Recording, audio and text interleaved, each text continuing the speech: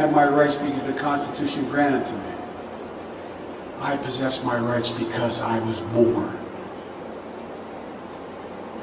And I gave up some of my rights in the Constitution. Since this is such a tremendous waste of taxpayer money, the least we could do is get the spelling right. That's what a confession looks like, and a realization that shouting is not in his interests. That's the radical idea at the core of the founding of our nation.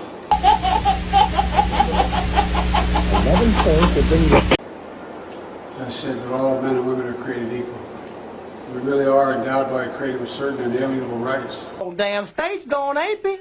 I like a joke as well as the next fat person.